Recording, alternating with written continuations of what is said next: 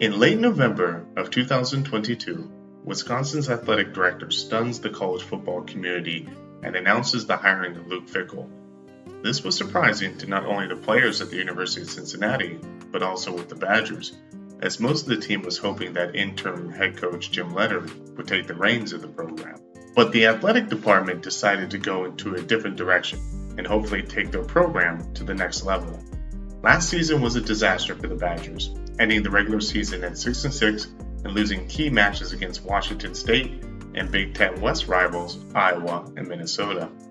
The offense was not good, led by Graham Mertz, who never seemed to develop it to the next level, and considering his high recruiting evaluation coming out of the high school, he did not meet expectations.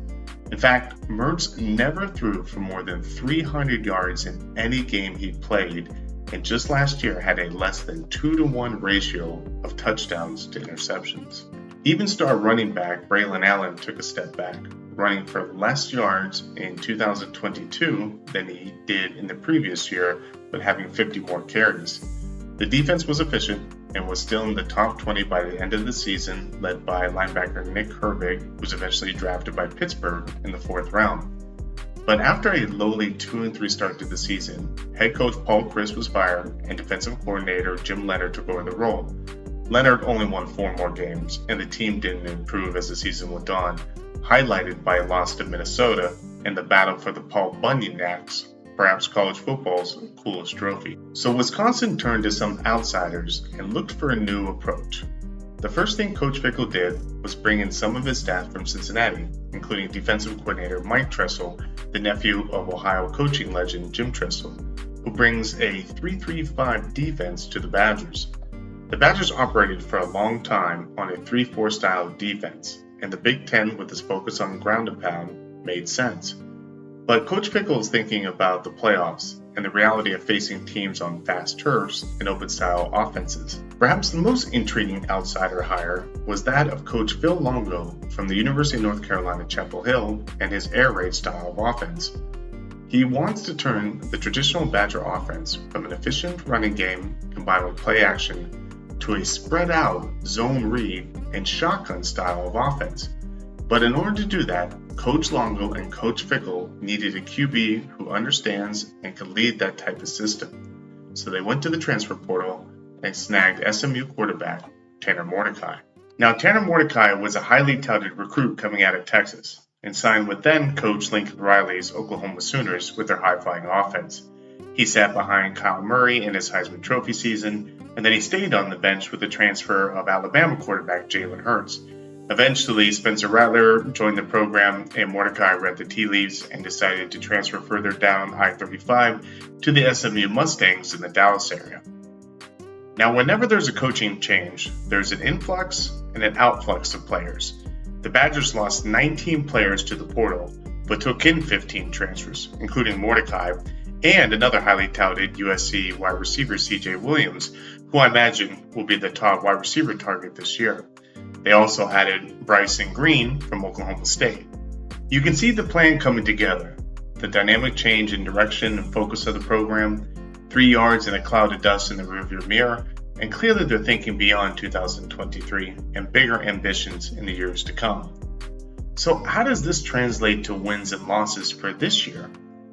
Well, when Fickell took over the Bearcats in 2016, his first year, which was 2017, was difficult to say the least. They went 4-8 and obviously had no shot at a bowl game. However, the following year, in 2018, he went 11-2 and defeated Virginia Tech in a bowl game. The next couple of years, he continued to build the Bearcats program, culminating in the 2021 season where they played Alabama in the college football playoffs, the first group of 5 team to do so. The Bearcats obviously lost that game, but were competitive, and Alabama simply relied upon its run game and depth to defeat them. The Bearcats had NFL Defensive Rookie of the Year Sauce Gardner, Thorpe Award-winning safety Kobe Bryant, and other NFL draft picks such as Jerome Ford and Desmond Ridder. But I do not think the Badgers will repeat Fickell's first year with the Bearcats and go 4-8. In fact, I think this team will do much better. Now, Las Vegas has the over-under wins at 8.5, and I think it might be the safest over bet this year. that they're going to defeat that number. Let's take a look at the schedule and do some predictions. Now, Wisconsin starts the season opening up with Buffalo on September 2nd, and should be a win against a decent MAC team. Then they travel to Eastern Washington and play against a good Cougars team. Last year, the Cougars came into Madison and defeated the Badgers, helped by the terrible play of Graham Mertz. The Badgers actually outran the Cougars by over 100 yards, but suffered from over 10 penalties, over 100 yards in penalties, and also 3 turnovers. This year, I see Wisconsin winning and getting revenge. Next, they play the Fighting Clay Heltons of Georgia Southern, who have revamped from a running-focused program to being a passing team. But again, this should be an easy win for the Badgers. Then they start Big Ten play with traveling to West Lafayette and play Purdue on a Friday night. Now, Friday night games are always wonky, and won't be surprised if Purdue puts up a great fight. And this game is closer than was originally expected. In fact, I have the Boilermakers beating Wisconsin that night, and it being the highlight of their season. Then they have back-to-back home games against Rutgers and Iowa. Now, Rutgers will continue to meddle around the middle to the bottom of the Big Ten East, and they will pull a surprise win from time to time. But I don't foresee a win in Madison for the Scarlet Knights. Next up will be Iowa, and Iowa's defense last year was amazing. And if it only had a functional offense, that team would have won the Big Ten West. But the game is in Madison, and I can see Wisconsin winning a very close game. Afterwards, they'll go down to Champaign and beat Illinois, who I think is going to take a step back from last year, and having them stand around 6-1 before the big matchup against Ohio State. This game will be a crazy night Halloween game in Madison, and the team will have a ton of energy. This will be hyped as a top 10 matchup, and hopefully will live up to the billing. Fickell will seek to be the first Big Ten coach to beat Ryan Day in the regular season, not named Harbaugh, and I think Fickell can do it. Every year, Ohio State struggles against a mid-season Big Ten West matchup. See the Northwestern game last year, a game I attended in Evanston with over 80-mile-an-hour gusts of winds. Northwestern should have beaten Ohio State that day, but didn't have enough talent on offense to close it out. I think Wisconsin has enough, and will have the fans of Madison going crazy. All the talking heads will be discussing Wisconsin for potential playoff bid, and Fickell being named Coach of the Year. Then Wisconsin will go on to crush their remaining opponents in Indiana and Northwestern, but then have a surprise loss against Nebraska. I can see transfer quarterback Jeff Sims going off and leading the Cornhuskers to a close win and truly upsetting the rest of the Badger season.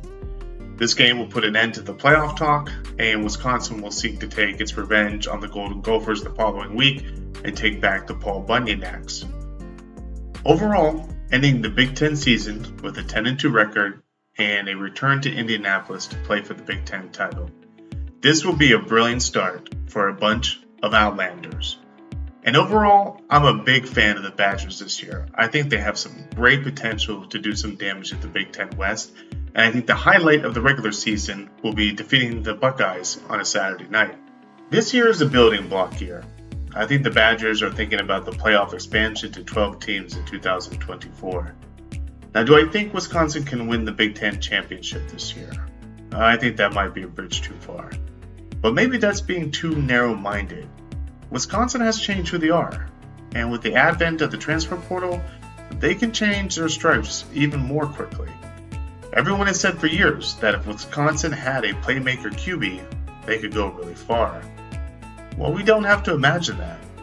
We saw what a transfer quarterback can do for the Badgers in 2011, and maybe Tanner Mordecai can become the next Russell Wilson.